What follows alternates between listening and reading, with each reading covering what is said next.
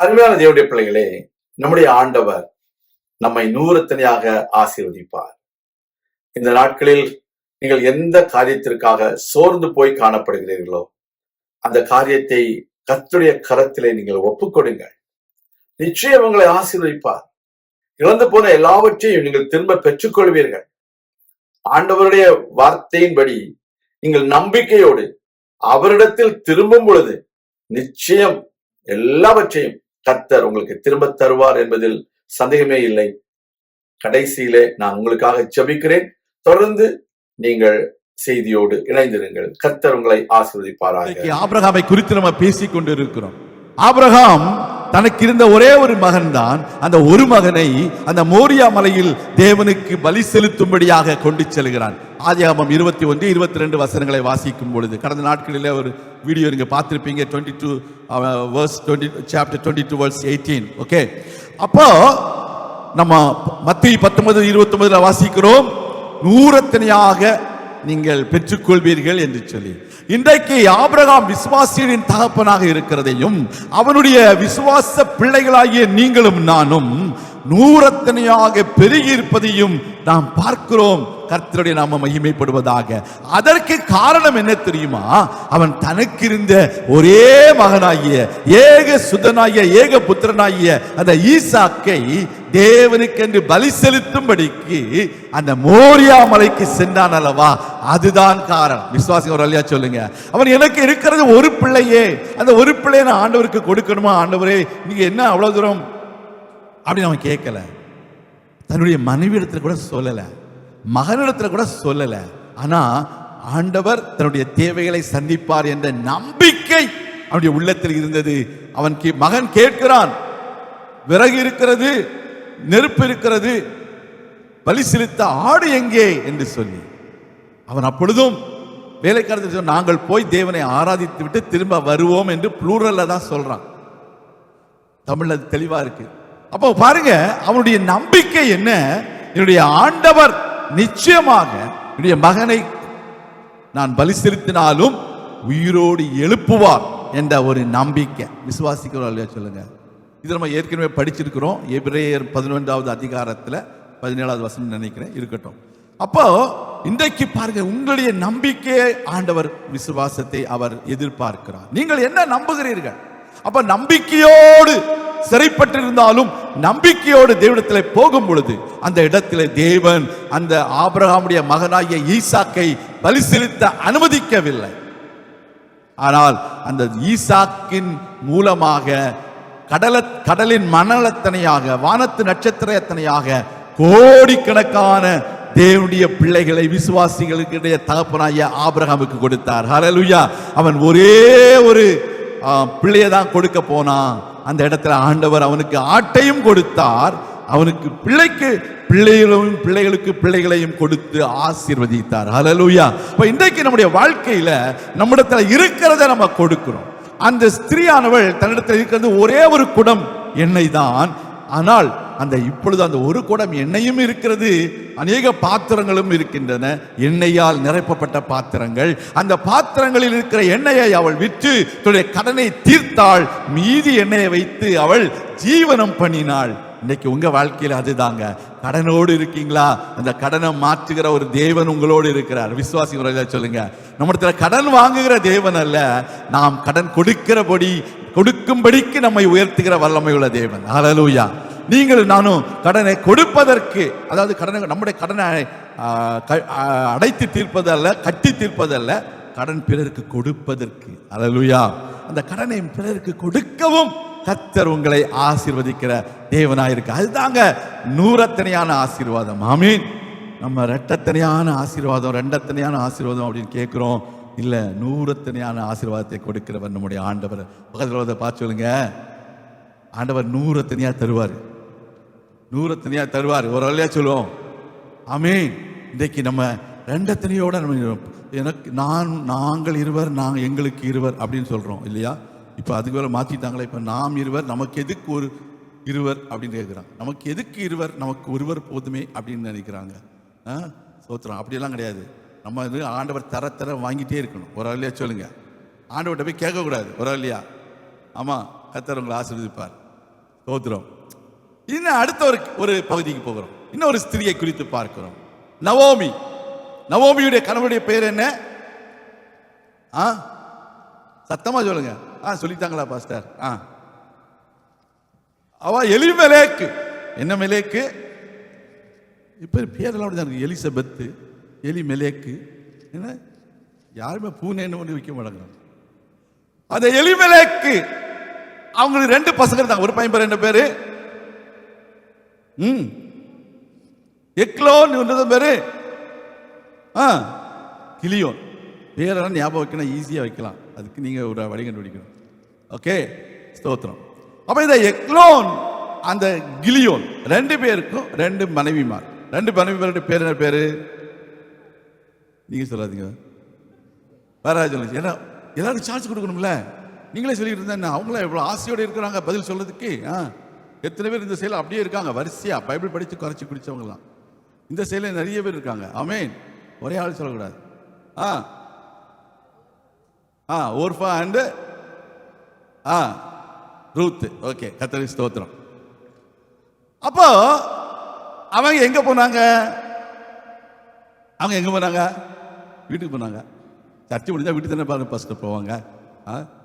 அப்ப அன்னைக்கு வரலையா? ரூத் வந்திருக்காங்களா? இன்னைக்கு வரல. ஆமென். நம்ம சபையில் ரூத்தில் இதெல்லாம் பேர் வைங்க. இதெல்லாம் பேர் வைக்காம விட்டுட்டு ஏதோ வச்சு பேரை சொல்லி நம்ம என் பேரை மோசமாக சொல்லிட்டாரு பாஸ்டர் அப்படி சொல்லிடக்கூடாது. பாருங்க, அவன் பேர் சொல்லக்கூடாது. எங்கள் பாட்டி பேர் ரூத், எங்கள் தங்கச்சி பேர் ரூபி. கர்த்தருக்கு ஸ்தோத்திரம். அந்த ரூத்துக்கு ஒரு ரூபி. ஓகே, அவங்க பழைய காலத்தில் ரூத்து, அவன் லேட்டராக வந்தானே ரூபி அப்படி போவாங்களே அப்படி. ஓகே, ரூபிக்கு பேத்தி பேர் நிலா. எப்படி இருக்கணும்? தமிழ் பேர் போயிட்டாங்க அவங்க. சரி, அப்போ கர்த்தருடைய பிள்ளைகளே என்ன நடக்குது பாருங்க. எக்லோன், கிலியோன், ஓர்பால், ரூத், இவங்க நடந்த சம்பவம் இது எப்ப நடந்தது தெரியுமா? இந்த சம்பவம் எப்ப நடந்துச்சு? பைபிள் காலத்தில் நடந்தது பாஸ்டர். எப்ப நடந்தது? நியாயாதிபதிகள். யாரு இந்த நியாயாதிபதிகள்? நியாயாதிபதிகள் காலத்தில் நடந்தது. நியாயாதிபதிகள் நியாயம் விசாரித்த நாட்களில் நடந்த சம்பவம் இந்த Ruth. The beautiful short story in the world is Ruth அப்படின்னு சொல்றாங்க. ஸ்டோரி கிடையாது, ஒரு ஹிஸ்டரி. அது ஒரு ஹிஸ்டரி, நடந்த சம்பவம். யூதர்கள் அதிகமாக படிக்கிற எபிரேய மொழியில படிக்கிறதான ஒரு புத்தகம் இந்த ரூத். ஹீப்ரூ ஸ்டூடெண்டாக இருந்தீங்கன்னா உங்களுக்கு ரூத் தான் கிளாஸுக்கு கொடுப்பாங்க. அப்போ அந்த ரூத் என்ன செய்கிறாள்? தன்னுடைய மாமியாரோடு கூட வந்துருக்கிறாள். நமக்கு தெரியும், இதெல்லாம் கதை நமக்கு தெரியும், சொல்ல தேவையில்லை. ஆனால் சில முக்கியமான விஷயத்தை நம்ம பார்ப்போம். அந்த நவோமியுடைய வாழ்க்கையில் நடந்த சம்பவங்கள் வாசிப்போம். அந்த ரூத்தின் புத்தகம் 1வது அதிகாரத்தில் 6வது வசனம். கர்த்தர் தம்முடைய ஜனங்களை சந்தித்து அவர்களுக்கு ஆகாரம் அருளினார் என்று அவள் மோவாப் தேசத்தில் கேள்விப்பட்டு தன் மருமக்களோட மோவாப் தேசத்திலிருந்து திரும்பி வரும்படி எழுந்தாள். அதான் திரும்பி வா அப்படி சொல்றார். ஆண்டு சொல்றாரு, நம்பிக்கையுடைய சிறைகளே அரணுக்கு திரும்புங்கள். இவள் திரும்பி வருகிறாள். இவர் ஏற்கனவே எங்க இருந்தா? முதல்ல அவள் யூதாவில் உள்ள பெத்லகேமை சார்ந்தவர்கள். யூதாவில் உள்ள பெத்லகேமிலிருந்து எப்ராயிம் மலை தேசத்திற்கு வந்தது யாரு? நியாயாதிபதிகள் படிக்கிறவன் தானே. அடுத்த 2 வாரத்தில் எக்ஸாம் எழுதணும்ல. யூதாவில் உள்ள பெத்லகேமில் இருந்து எப்ராயிம் மலை தேசத்துக்கு வந்தது யாரு? ஒரு லேவியன். பைபிள் நியாயாதிபதிகள் 19வது அதிகாரத்தில் ஒரு லேவியன் வருகிறான். அந்த லேவியன் மீகா வீட்டில் வேலைக்கு அமர்த்தப்படுகிறான். 10 வெள்ளிக்காசு, ஒரு வருஷத்திற்கு 10 வெள்ளிக்காசு, ஒரு மாற்று வஸ்திரம், உணவு, இவ்வளவுதான் சாப்பாடு ஒரு லேவியனுக்கு. அப்ப அவ்வளவு தூரம் பஞ்சம் இருக்கலாம். மக்கள் விக்கிரக ஆராதனைக்கு போயிட்டாங்க. ஆலயத்தில் ஆராதனை இல்லை. மக்கள் எல்லாரும் அப்படியே செதறி போயிடுறாங்க. அந்த மாதிரி ஒரு சிச்சுவேஷன் இந்த இடத்துல உங்களுக்கு 19வது அதிகாரமாக எழுதப்பட்டிருந்தாலும் நம் சம்பவங்கள் நியாயாதிபதிகளுடைய ஆரம்ப நாட்களில் நடந்த சம்பவம். அது 19 முதல் 21 வரைக்கும் உள்ள காரியங்கள். அப்போ அப்போ இந்த இந்த ஸ்தோத்திரம். அதே அந்த ஒரு சூழ்நிலையில இப்போ இந்த மோவாப் தேசம் இவங்க போயிருக்காங்க. இவங்க எப்ராயிம் மலை தேசத்துக்கு போல எங்க போனாங்க? மோவாபுக்கு போயிருக்காங்க. இப்போ மோவாப் தேசத்தில் இருக்கும் பொழுது கர்த்தர் தம்முடைய ஜனங்களை சந்தித்து அவர்களுக்கு என்ன அருளினார்? ஆகாரம் அருளினார் என்று கேள்விப்பட்டு மறுபடியுமாக திரும்பி வர்றாங்க. அதுதான் நம்முடைய வாழ்க்கையில முக்கியம். இந்த இரண்டாவது குமாரன் தாப்பனிடத்தில் அவ்வளவு வசதி இருக்கு, நல்ல வேலைக்காரர்கள் இருக்கிறார்கள், எல்லாம் இருக்கிறது. நான் இப்படி எதற்கு பண்டியுடைய தவிட்டை சாப்பிட வேண்டும் என்று அவன் எண்ணி உணர்வடைந்தவனாக அவன் திரும்பி வருகிறான். அதனாலதான் அவன் இழந்து போன சொத்துகள் எல்லாம் போனாலும் தகப்பன் வீட்டுக்கு வந்த பொழுது தகப்பன் அவனுக்கு வஸ்திரங்களை அணிகிறார், மோதிரங்களை அணிவிக்கிறார், பாத ரட்சைகளை கொடுக்கிறார், விருந்து அங்கே உண்டு பண்ணுகிறார். மறுபடியும் தன்னுடைய சொத்தில் இருக்கிற பங்கை மகனுக்கு, இரண்டாவது மகனுக்கு கொடுக்கிறார். அதுதாங்க அந்த ஆசீர்வாதம். இன்றைக்கு ஹல்லேலூயா, இன்றைக்கு நம்ம திரும்பி வரோமா? அதுதான் ஆசீர்வாதம். அந்த திரும்பி வருகிறதற்கு நம்ம யோசிக்கிறோம் பாருங்க, அதுதான் சாத்தானுடைய வேலை. ஆமென். நம்ம திரும்பி வருவதை சாத்தான் தடுப்பான். நீங்க அப்படி இல்லை. இந்த இடத்துல பாருங்க, நான் என் கணவனோடும் 2 மகன்களோடும் மோவாப் தேசத்துக்கு வந்தேனே. இந்த மோவாப் தேசத்துல நான் என்னுடைய மகன்களை இழந்தேன், கணவனை இழந்தேன், எல்லாவற்றையும் இழந்து போனேன். இப்போ என்ன செய்வேன்? நான் என்ன மூஞ்சில போய் என் ஊர்ல போய் நான் முழிப்பேன் அப்படின்னு அந்த அம்மா நினைக்கல. யாரு? நவோமி. அந்த நவோமி நேரடியாக போகிறாள். எங்க போகிறாள்? மறுபடியும் பெத்தேலுக்கு போகிறாள். அந்த பெத்தேலுக்கு போகிற பொழுது ஆண்டவர் அங்க ஆசீர்வாதத்தை கொடுக்கிறாள். அந்த பெத்தேலுக்கு யார் வந்தா? ஓர்பாள் வரல, ரூத் வருகிறாள், மாமியாராகிய நவோமியோடு கூட. அதுல 19வது வசனத்தை வாசிக்க வேண்டும். அப்படியே இருவரும் பெத்லகேம் மட்டும் நடந்து போனார்கள். அவர்கள் பெத்லகேமுக்கு வந்த பொழுது ஊரார் எல்லாரும் அவளை குறித்து ஆச்சரியப்பட்டு, இவள் நகோமியோ என்று பேசிக்கொண்டார்கள். அந்த அளவுக்கு இவருடைய ரூபம் மாறி இருந்தது. எத்தனை வருஷம் மோவாபில் இருந்தாங்க? எத்தனை வருஷம் மோவாபில் இருந்தாங்க? 10 வருஷம். 10 வருஷம் மோவாபில் இருந்தாங்க. 10 வருஷத்துல இவளுக்கு அடையாளமே மாறிடுச்சு. அந்த ரூபமே, ஐயோ நகோமியோ அப்படின்னு கேட்குறாங்க. ஆனால் அவ சொல்றா, என்ன நகோமின்னு சொல்லாதீங்க. நகோமி மீன்ஸ் பிளசன்ட் அர்த்தம். எனக்கு சர்வ வல்லவர் எனக்கு கசப்பை கட்டளையிட்டார் என்று ஆண்டவர் மேலே பழியப்பட்டாங்க இந்த அம்மா. அது நான் சொல்ல, அது சரின்னு சொல்ல மாட்டேன். அவர் அந்த அம்மா சொல்ற, என்னை மாறாள் என்று சொல்லுங்கள். கசப்பான ஒரு அனுபவத்தில் அந்த அம்மா இருக்காங்க. ஆனால் இன்றைக்கு நம்ம தாவீதின் தாத்தாவாகிய ஓபேத்தை ரூத் பெற்றெடுத்தாலும் அது நகோமியின் பிள்ளை என்று சொல்லி உலகம் சொல்கிறது. வரவழையா சொல்லுவோமா? அவள் இழந்து போனது 2 மகன்கள் தான், கணவன் தான். ஆனால் அவளை அந்த வாசிக்க 4வது அதிகாரத்தை வாசிக்கும் பொழுது நம்ம ரூத் 4 வாசிக்கும், அந்த 14வது வசனம். அப்பொழுது ஸ்திரீகள் நகோமியை பார்த்து, சுதந்திரவாளி அற்று போகாத படிக்கு இன்று உனக்கு தயை செய்த கர்த்தருக்கு ஸ்தோத்திரம், அவன் பேர் இஸ்ரவேலிலே பிரபலமாக கடவது. அல்லேலூயா. குழந்தையை பெற்றது யாரு? ரூத். ஆனா என்ன சொல்றாங்க? உனக்கு சுதந்திரவாளி அற்று போகாதபடிக்கு கர்த்தர் உனக்கு தயை செய்தார். கரங்க தேடி வரலையா சொல்லுமா? இன்றைக்கு உங்க வாழ்க்கையில நீங்கள் இழந்து போன எல்லாவற்றையும் மொத்தமா விட்டு விடாதபடிக்கு உங்களுக்கு தயை செய்கிற ஒரு கர்த்தர் இருக்கிறார். ஹல்லேலூயா. உங்களுடைய அவமானத்தை, உங்களுடைய நிந்தையை, உங்களுடைய கண்ணீரை, உங்களுடைய பஞ்சத்தை மாற்றி உங்களை அநேகம் பிள்ளைகளுக்கு தகப்பனாக தாயாக கொடுக்கிற ஒரு ஆண்டவர் வச்சிருக்கிறார். வரலையா சொல்லுவோமா? அப்ப பாருங்க இந்த இடத்துல நடக்குது. ஒருவேளை சில பேர் இந்த இடத்துல இந்த செய்தி கேட்டுக்கொண்டிருக்க, உங்க வீட்டில் நீங்க உங்க இருந்த ஒரு பிள்ளை நீங்க இழந்திருக்கலாம். ஆனா ஆண்டவர் உங்களுக்கு அநேக பிள்ளைகளை கொடுத்து உங்கள் மூலமாக பெரிய காரியங்களை செய்ய போகிறார். கர்த்தருடைய நாமம் மகிமைப்படுவதாக. பாருங்க அந்த இடத்துல பாருங்க, நகோமியை பார்த்து ஸ்திரீகள் சொல்கிறார்கள், சுதந்திரவாளி அற்று போகாதபடிக்கு உனக்கு பிள்ளை இல்லை, உனக்கு வாரிசு இல்லை அப்படின்னு சொல்லாதபடிக்கு கர்த்தர் உனக்கு தயை செய்தார். ஐயோ உனக்கு ஒண்ணுமே இல்லை, இவன் எப்படி ஆயிடுச்சா? இவன் மொத்தமா கடன்காரன் ஆயிட்டான், இவன் மொத்தமா திவால் ஆயிட்டான், மொத்தமா எல்லாம் போச்சு அப்படின்னு யாரும் சொல்லாதபடிக்கு கர்த்தர்களுக்கு தயை செய்கிறவர். இந்த இடத்துல பாருங்க, ஓபேத் அந்த இடத்துல பிறக்கிறான். அந்த ஓபேத் யாரு? ஈசாயின் தகப்பனாகிய ஓபேத். அந்த ஈசா யாரு? தாவீதின் தகப்பன். இந்த தாவீதின் வம்சத்தில் வந்து நம்முடைய ஆண்டவராய் இயேசு கிறிஸ்து. அல்லேலூயா. அப்ப இந்த சம்பவங்கள்லாம் நம்ம பார்க்கும் பொழுது கர்த்தர் தம்முடைய வார்த்தையை நிறைவேற்றுகிறார். ஹல்லேலூயா.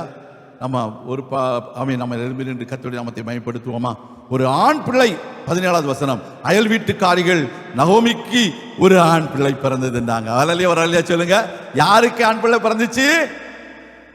யாருக்கு ஆண் பிள்ளை பிறந்துச்சு? நகோமிக்கு. வசனம் அப்படிதான் சொல்லுது. அப்படின்னா உலகத்தார் எல்லாரும் சொன்னாங்க. கர்த்தருக்கு ஸ்தோத்திரம். அது ஒருவேளை நம்பிக்கையுடைய ஸ்திரீகளுக்கு போன வர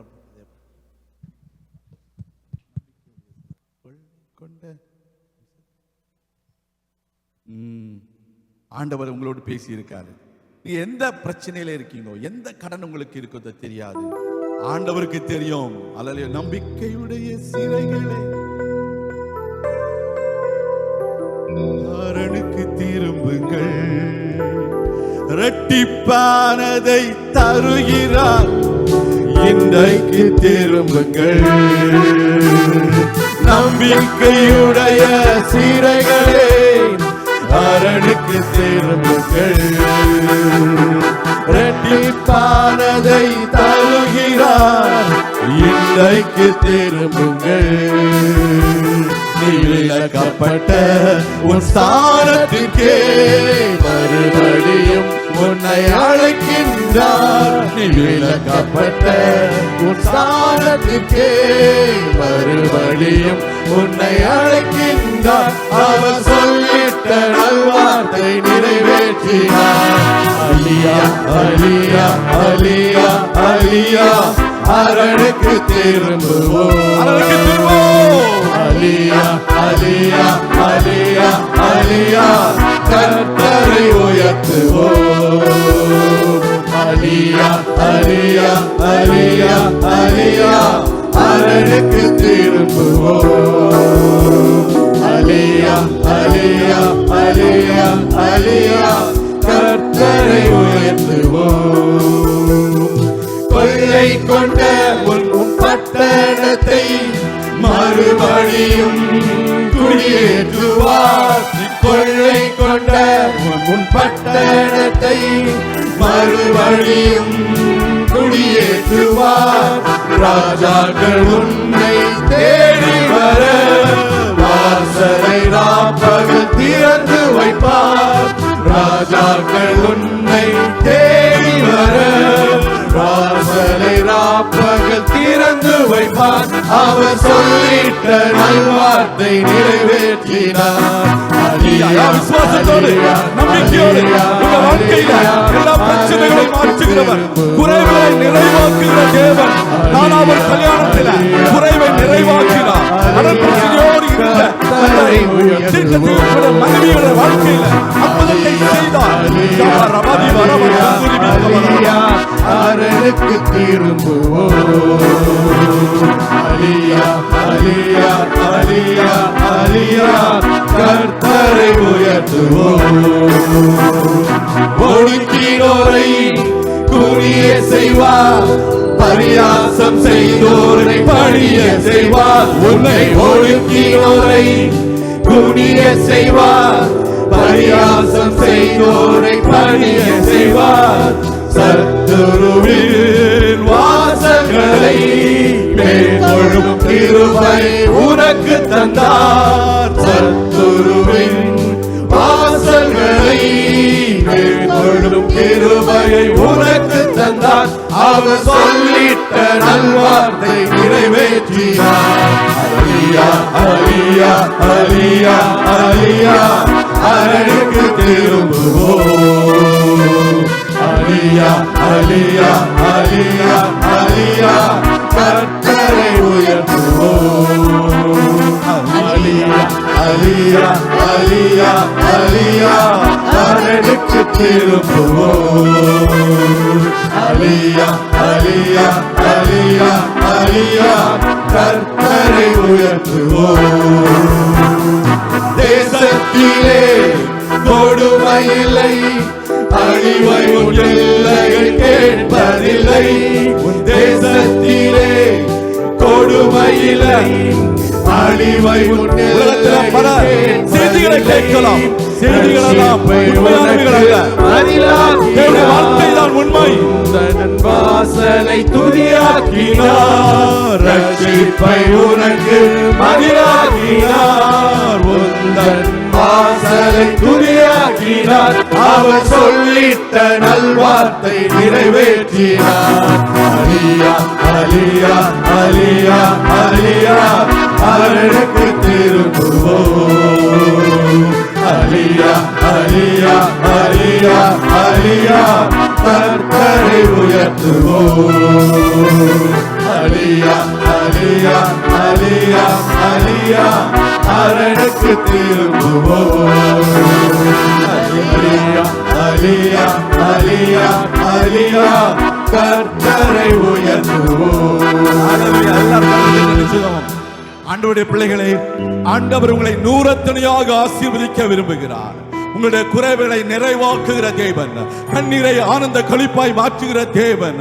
நீங்கள் எதிர்பார்க்கிற நன்மைகள் நிச்சயமாக உங்களுக்கு வரும். உங்கள் நம்பிக்கை வீண் போகாது, உங்கள் நம்பிக்கை வீண் போகாது. எதிர்பார்ப்பதை பார்க்கிறோம், நீங்கள் வேண்டிக் கொள்வதை பார்க்கிறோம் அதிகமாக கிரியை செய்கிற வல்லமை உள்ள தேவனை நீங்களும் நானும் ஆராதிக்கிறோம். நம்முடைய தேவன் உங்களை வெட்கமடையாதபடி செய்கிறவர். உங்களுடைய வாழ்க்கையில இழந்து போன எல்லாவற்றையும் நூறத்தனையாக பெற்றுக் கொள்வதற்கு உதவி செய்கிற தேவன். நீங்கள் மனிதரை அல்ல, தேவனை நம்பி இருக்கிறீர்கள். உங்களுடைய நம்பிக்கை வீண் போகாது, நிச்சயமாகவே முடிவு உண்டு. தேவனுடைய ஆசீர்வாதம் தேவனுடைய பிள்ளைகளுக்கு நிச்சயமாகவே வரும்.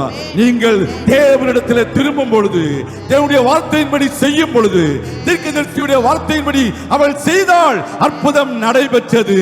கர்த்தருடைய பிள்ளைகளே, மோவாப் தேசத்தை விட்டு, சாபத்தின் வீடாகிய மோவாபை விட்டு அவள் அப்பத்தின் வீடாகிய பெத்தேலுக்கு திரும்பி வந்த பொழுது, கர்த்தர் அவளை தேவனுடைய சமூகமாகிய பெத்தேலுக்கு வந்த பொழுது கர்த்தர் அவளை ஆசீர்வதித்தார். ஹல்லேலூயா. இன்றைக்கு நீங்க கர்த்தருடைய வீடாகிய பெத்தேலுக்கு வரும் பொழுது, பெத்தேல் என்றால் கர்த்தருடைய வீடு என்று அர்த்தம். கர்த்தருடைய வீட்டுக்கு வரும் பொழுது, நீங்கள் திரும்பி வரும் பொழுது, நம்பிக்கையோடு வரும் பொழுது, கர்த்தர் உங்களுக்கு ஜீவனை கூட்டி கொடுக்கிறார், ஆரோக்கியத்தை கொடுக்கிறார், சகல விதமான நன்மைகளையும் செய்கிறார், உங்கள் பிள்ளைகளையும் ஆசீர்வதிக்கிறார். உங்களுடைய தேவைகளை அதிகமாக அவர் நிவர்த்தி செய்து அற்புத அடையாளங்களை செய்ய வல்லவர். ஆண்டவரே, உம்முடைய பிள்ளைகளுக்காக நான் வேண்டிக் கொள்கிறேன். நம்பிக்கையோடு வந்திருக்கிறோம். நாங்கள் இரட்டத்தனையான ஆசீர்வாதத்திற்காக அல்ல, நூறத்தனையான ஆசீர்வாதத்தை எதிர்பார்க்கிறோம். உடைய பிள்ளைகளுடைய கண்ணீரை துடைத்தருளும், குறைவுகளை நீக்கியருளும், அற்புத அடையாளங்களை செய்தருளும், தேவைகளை சந்தியும். துதிக்க மகிமை யாவற்றையும் உமக்கே செலுத்துகிறோம். கர்த்தரும் இரட்சகரும் மீட்பெருமாகிய இயேசு கிறிஸ்துவின் நாமத்தில் ஜெபிக்கிறோம் எங்கள் நல்ல பிதாவே. ஆமென்.